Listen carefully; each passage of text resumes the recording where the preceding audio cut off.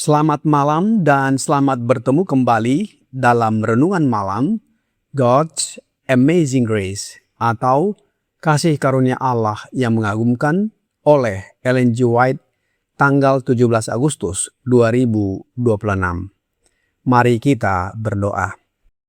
Bapa kami yang di sorga, Allah pencipta langit dan bumi, laut beserta segala isinya. Satu-satunya Allah yang benar, yang kami sembah selalu melalui anak-Mu Yesus Kristus. Kami bersyukur dan berterima kasih oleh sebab penyertaan dan perlindungan Bapa sepanjang hari dalam seluruh aktivitas dan pekerjaan kami. Pada malam ini kami akan mendengarkan firman-Mu. Mohon karuniakan Roh Yesus Kristus dalam hati kami agar Kristus dinyatakan melalui kasih. Besertalah dengan kami sepanjang malam ini, ya Bapa. Kami persembahkan doa ini di dalam nama Yesus Kristus yang adalah Tuhan dan Juru Selamat kami. Amin. Renungan malam ini akan dibacakan oleh Saudari Ellen Simamora.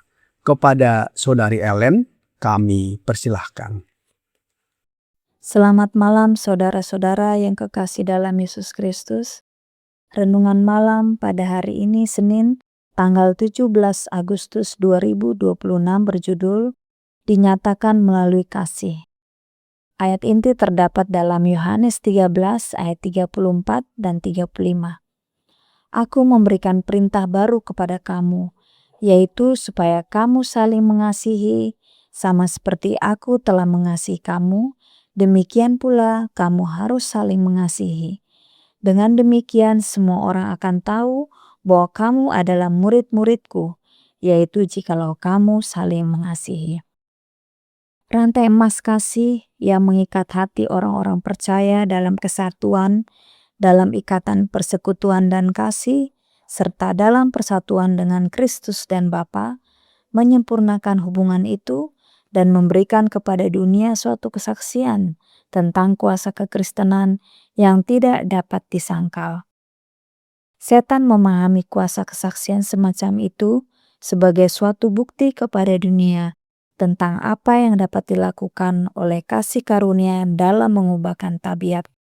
Ia akan menggunakan segala cara yang dapat dibayangkannya untuk memutuskan rantai emas yang menghubungkan hati dengan hati orang-orang yang percaya kepada kebenaran dan yang mempersatukan mereka dalam hubungan yang erat dengan Bapa dan Anak. Mereka yang belum pernah mengalami kasih Kristus yang lembut dan memikat tidak dapat menuntun orang lain kepada sumber air kehidupan. Kasih-Nya di dalam hati merupakan kuasa yang mendorong, yang menuntun manusia untuk menyatakan Dia melalui percakapan, melalui roh yang lembut dan penuh belas kasihan, serta melalui usaha mengangkat kehidupan orang-orang yang bergaul dengan mereka. Di dalam hati yang telah diperbarui oleh kasih karunia ilahi, kasih merupakan prinsip yang mengendalikan tindakan. Kasih itu mengubah tabiat, mengatur dorongan hati, mengendalikan nafsu, dan memuliakan kasih sayang. Kasih yang dipelihara di dalam jiwa ini mempermanis kehidupan dan memancarkan pengaruh yang memurnikan kepada semua orang di sekitarnya. Orang yang mengasihi Allah di atas segala sesuatu dan mengasihi sesamanya seperti dirinya sendiri akan senantiasa menyadari bahwa ia menjadi tontonan bagi dunia, bagi para malaikat dan bagi manusia. Dengan menjadikan kehendak Allah sebagai kehendaknya sendiri, ia akan menyatakan dalam hidupnya kuasa kasih karunia Kristus yang mengubahkan. Dalam segala keadaan hidup, ia akan menjadikan teladan Kristus sebagai pedomannya. Sebagai pekerja Allah yang sejati dan rela berkorban, bersedia menghabiskan tenaga dan dirinya demi kepentingan orang lain. melalui usaha yang sungguh-sungguh dan penuh perhatian untuk menolong di mana pertolongan dibutuhkan. Orang Kristen sejati menunjukkan kasihnya kepada Allah dan kepada sesamanya. Ia mungkin kehilangan nyawanya dalam pelayanan, namun ketika Kristus datang untuk mengumpulkan permata-permatanya kepada dirinya sendiri, ia akan menemukannya kembali. Demikianlah renungan malam kita pada malam hari ini. Tuhan Yesus memberkati. Terima kasih atas penata layanan Saudari Ellen. Tuhan Yesus memberkati. Saudara-saudari dalam Yesus Kristus, Yesus memberikan sebuah perintah yang sangat jelas kepada murid-muridnya. Aku memberikan perintah baru kepada kamu, yaitu supaya kamu saling mengasihi. Bukankah kasih kepada sesama sudah diperintahkan dalam perjanjian lama? Ya, betul. Di dalam Imamat 19 ayat 18 berkata, "Kasihilah sesamamu manusia seperti dirimu sendiri." Yesus sendiri mengutip perintah ini dalam Matius 22 ayat 39. Jadi, Yesus tidak sedang mengatakan bahwa sebelum Dia tidak ada perintah untuk mengasihi. Bahkan, hukum Allah sudah mengajarkan kasih. Rasul Paulus kemudian mengatakan, sebab seluruh hukum Taurat tercakup dalam satu firman ini, yaitu kasihilah sesamamu manusia seperti dirimu sendiri. Galatia 5 ayat 14. Lalu, apa yang baru? Mari kita baca kembali ayat inti renungan malam ini di dalam Yohanes 13 ayat 34 yang berkata, "Aku memberikan perintah baru kepada kamu, yaitu supaya kamu saling mengasihi, sama seperti aku telah mengasihi kamu. Demikian pula kamu harus saling mengasihi." Perhatikan kalimat yang berwarna hijau. Sama seperti aku telah mengasihi kamu. Disinilah bagian yang sangat indah. Yang baru adalah ukuran kasihnya. Seperti aku telah mengasihi kamu, kata Yesus Kristus. Mari kita lihat bagian berikut ini agar kita dapat melihat perbedaan yang lama dan yang baru. Di dalam Imamat 19 ayat 18, "Janganlah engkau menuntut balas dan janganlah menaruh dendam terhadap orang-orang sebangsamu, melainkan kasihilah sesamamu manusia seperti dirimu sendiri. Akulah Tuhan." Perintah Yesus, Yohanes 13 ayat 34, "Aku memberikan perintah baru kepada kamu, yaitu supaya kamu saling mengasihi, sama seperti aku telah mengasihi kamu. Demikian pula kamu harus saling mengasihi." Ini sebuah peningkatan yang sangat besar. Ukuran sebelumnya adalah seperti dirimu sendiri. Sekarang Yesus memberikan ukuran seperti aku. Dengan kata lain, Yesus tidak hanya berkata, "Kasihilah." Dia berkata, "Lihatlah aku, pelajarilah kasihku, kemudian kasihilah orang lain dengan kasih yang sama." Dan murid-murid akan segera melihat apa yang dimaksud perkataan Yesus ini. Beberapa jam kemudian, kasih itu akan dibawa sampai ke Golgota. Pada malam terakhir, sebelum disalibkan, Yesus bersama para murid sedang berada di ruangan atas di satu rumah. Yesus melakukan sesuatu yang sangat mengejutkan. Ia membasuh kaki murid-muridnya. Kita dapat baca di dalam Yohanes 13 ayat 3 sampai 17. Sebelum memberikan perintah kasih, Yesus terlebih dahulu memperagakan kasih dalam bentuk pelayanan dan kerendahan hati. Bahkan di ruangan yang sama terdapat Yudas yang akan mengkhianatinya. Petrus sebentar lagi akan menyangkalnya. Para murid juga sebelumnya masih bergumul dengan persoalan siapa yang terbesar di antara mereka. Kita dapat bandingkan di dalam Lukas 22 ayat 24 sampai 27. Jadi, Dalam suasana seperti itulah Yesus berkata, "Aku memberikan perintah baru kepada kamu, yaitu supaya kamu saling mengasihi, sama seperti aku telah mengasihi kamu. Demikian pula kamu harus saling mengasihi." Lalu, apa yang terjadi jika perintah Yesus ini dituruti? Kita sambung dengan ayat inti berikutnya di dalam renungan malam ini. Yohanes 13 ayat 35 berkata, "Dengan demikian, semua orang akan tahu bahwa kamu adalah murid-muridku, yaitu jikalau kamu saling mengasihi." Yesus sedang mempersiapkan murid-muridnya untuk hidup tanpa kehadirannya secara fisik, menghadapi konflik, penderitaan, dan tugas membawa Injil kepada dunia. Saling mengasihi di antara para murid akan merupakan kesaksian kepada dunia ini bahwa mereka adalah murid-muridnya. Oleh sebab itu, salib memberikan makna baru kepada kata kasih.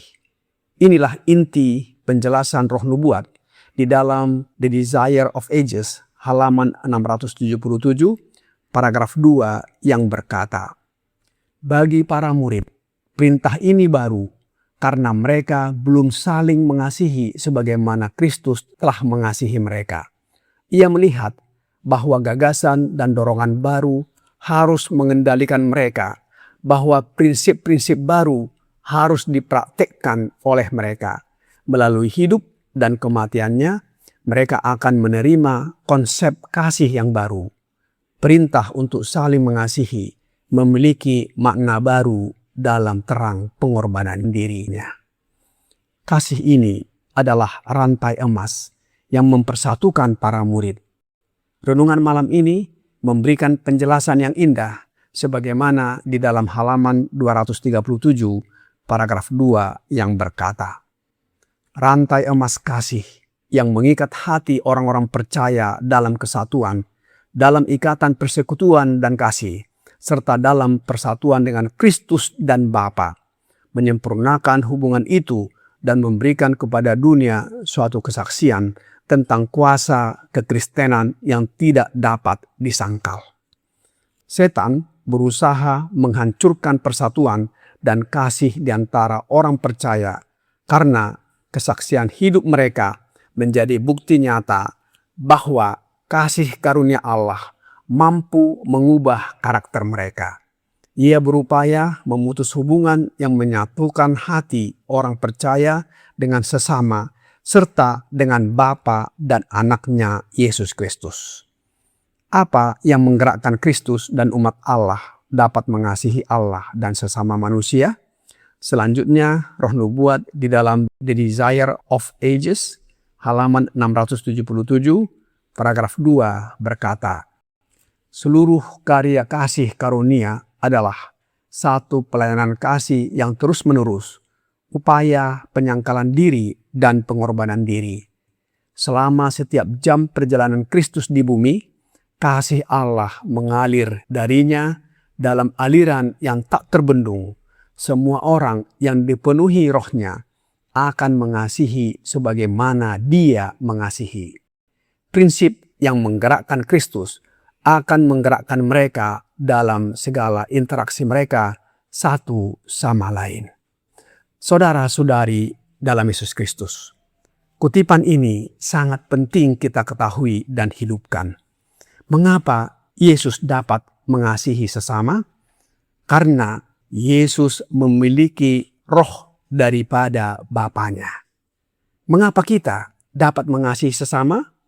Karena kita memiliki roh Yesus Kristus, bukan roh yang lain.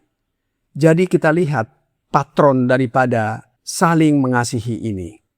Kita lihat patron daripada Yesus mengasihi, di mana roh Allah Bapa, bukan Allah Roh atau roh yang lain, dimiliki oleh Yesus Kristus.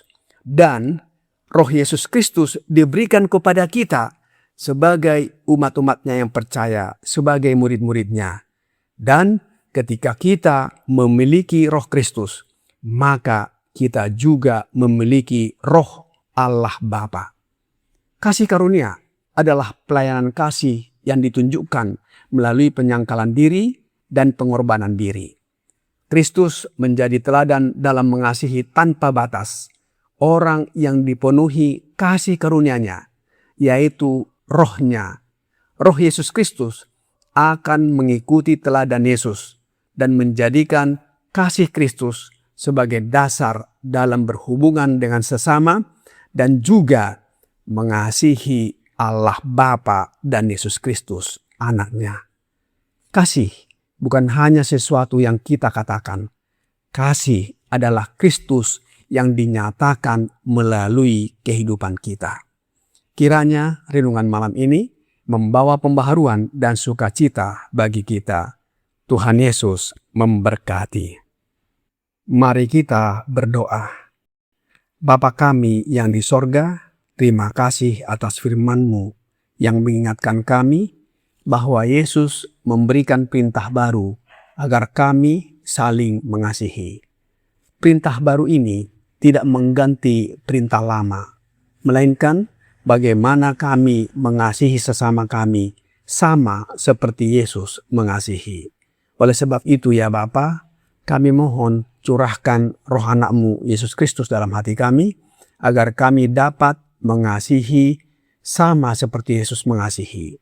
Karakter kami diubahkan menjadi serupa dengan karakter Yesus Kristus.